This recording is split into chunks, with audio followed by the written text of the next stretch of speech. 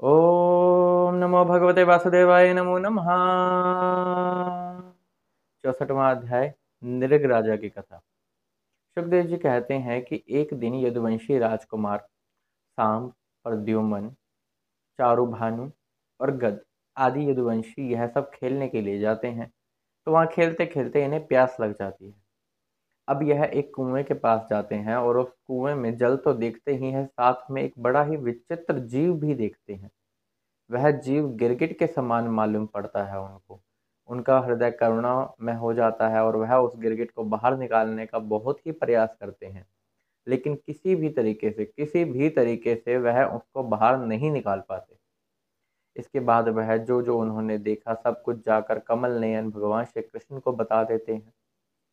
जब भगवान श्री कृष्ण वहां पर पहुंचते हैं तो उनके लिए तो यह बाएं हाथ का खेल था और वह खेल ही खेल में अपने कर कमलों से उसे स्पर्श करके उसे बाहर निकालते हैं और उसका जो गिरगिट वाला रूप होता है वह जाता रहता है और वह एक देवता के समान बन जाता है। वह सोने के समान चमक रहा होता है, क्योंकि भगवान के कर कमलों का जैसे ही उस पर स्पर्श हुआ तो उसकी सारी पाप राशि नष्ट हो चुकी थी।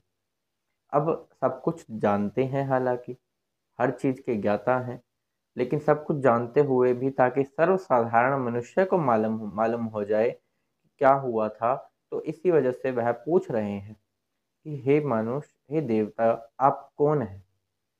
आप हमें बताइए कि आप इस गिरगिट के रूप में क्या कर रहे थे। ऐसा कौन सा आप पे कर्म बन गया था कि आपको ये गिरगिट वाला वेश धारण करना पड़ा। तो सब कुछ जानते हुए भी ऐसा ही वह देवता भी जानते ही हैं, जिन्होंने वह गिरगिट का रूप अब बदल लिया है कर कमल का स्पर्श होकर भगवान श्री कृष्ण के। तो वह कहते हैं, प्रभु आप वैसे तो हर चीज के ज्ञाता हैं, आप सब कुछ जानते हैं। ना तो आपसे भूत कभी छुपा है ना भविष्य, और वर्तमान में तो आप हैं ही प्रभु। तो इस प्रकार पूरी स्थिति, प्रलय और उपस्थिति सबको नियंत्रण में करते हुए फिर भी यदि आपकी यही आज्ञा है कि मैं आपको बताऊं, तो ठीक है, मैं आपकी आज्ञा का पालन करता हूँ।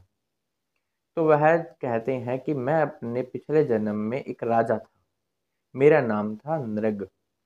मैं बड़ा ही तपस्वी था और इतना तपस्वी था कि बहुत सी दान दक्षिणा आदि किया करता। एक एक लाख गायें ऐसे दान में दे दिया करता कि मानो उसके लिए वह कुछ भी ना हो। बड़ा ही दान दक्षिणा वाला था। वह कहता है कि मैंने आपकी भी बहुत सी भक्ति करी। मैंने इतनी गायें दान करी हैं, इतनी गायें दान करी हैं कि जितनी जब वर्षा होती है और उसकी जितनी बूंदें होती हैं। और गायों के पास भी क्या क्या, उनके खुरों के अंदर चांदी मड़ी हुई है, उनके सींगों के ऊपर सोना लगा हुआ है। ऐसी ऐसी गायें उन्होंने दान में दी हुई हैं। तो इतनी दान दक्षिणा किया करते, ऊपर से भगवान की भक्ति भी करते। अब सोचने वाली बात तो फिर यही आ जाती है जो राजा परीक्षित सोच रहे हैं कि फिर भी इसे गिरगिट का रूप धारण करना, मतलब भोगना पड़ा। ऐसा क्या कारण हो गया था? अब आगे सुनिए। अब जो नृग है, राजा है, वह अपने बारे में बता रहे हैं। कहते हैं कि एक दिन दान ना लेने वाले तपस्वी ब्राह्मण मेरे पास आता है, और वह उसकी एक गाय होती है जो कि मेरे गायों में आकर मिल जाती है और मुझे इस बात का नहीं पता होता। और इतने में ही कोई दूसरा ब्राह्मण आता है जो कि दान लेने वाला है, तो मैं उसको वो गायें दान में दे देता हूँ। अब मुझे क्या पता कि उसमें एक जो गाय है वह उस तपस्वी ब्राह्मण की थी, जो कि मिक्स हो गई थी आकर मेरी गायों के बीच में। लेकिन अब वह आकर कहते हैं यह तो मेरी गाय है, और वह कहते हैं यह तो राजा ने मुझे दान में दे दी है, तो यह तो मेरी है। तो वह कहते हैं इसका मतलब राजा ने मेरी गाय चुराई है।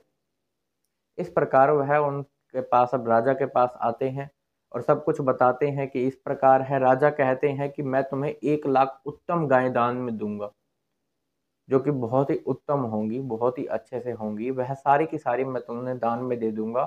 तुम मेरे इस अपराध को क्षमा कर दो जो मुझसे यह भूलवश हो गया है। मुझे नहीं पता था कि यह आपकी गैया है और यह मेरी गैयाओं में आ गई और मैंने यह दान दे दी।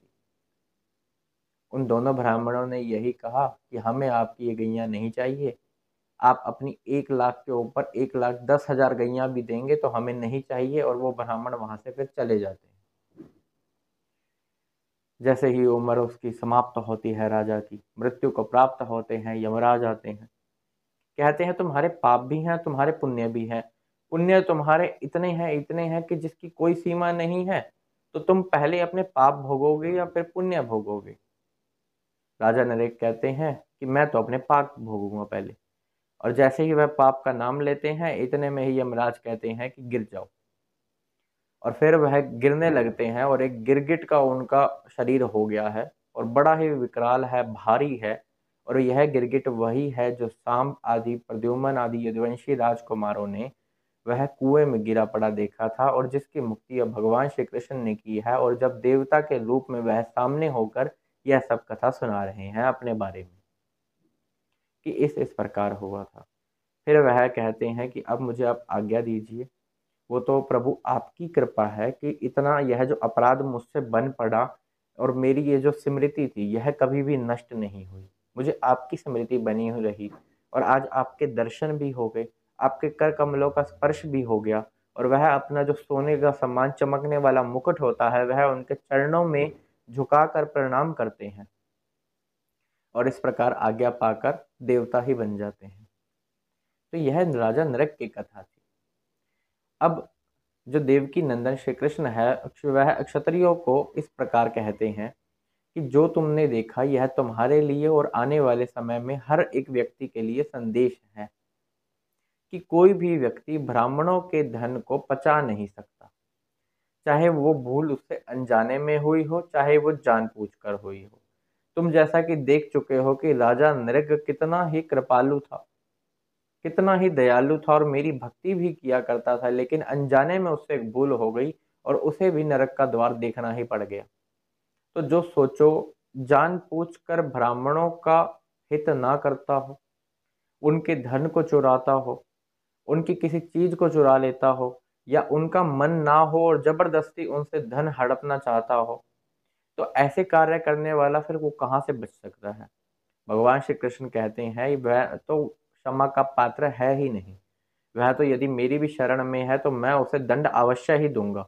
वह कदापि क्षमा का पात्र नहीं है यदि उसने ब्राह्मणों का कोई दोष किया है, तो कोई अपराध किया है, तो वह कदापि क्षमा के योग्य नहीं है।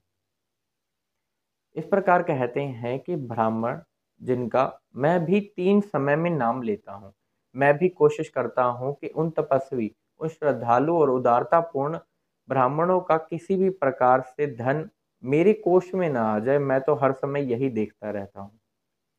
और उन ब्राह्मणों का यदि कोई ब्राह्मण मुझे बहुत प्रिय है, बहुत प्रिय है, अब भगवान जिनका 3 समय नाम ले रहे हैं वो ब्राह्मण, उन ब्राह्मणों का तो कोई जानबूझकर भी अपराध ना करे, अनजाने में भी ना करे, किसी भी प्रकार से ब्राह्मण को किसी प्रकार का कष्ट ना ही पहुंचाए। क्योंकि भगवान का कहना यह है कि एक बार हलाहल विष की चिकित्सा हो सकती है। यदि कुछ अनजाने में वह पी भी जाए तो वह भी, उसका भी इलाज है, लेकिन यदि उसने ब्राह्मण का अपराध कर दिया उसका कोई इलाज नहीं है। उसके लिए फिर दंड भोगना ही पड़ता है और ना जाने कितने समय तक। अलग अलग प्रकार के जो दंड है, ब्राह्मणों के साथ यदि धन चुराने वाला काम किया जाए तो विष्ठा के कीड़े 60-60 हजार तक जन्म भोगने पड़ते हैं।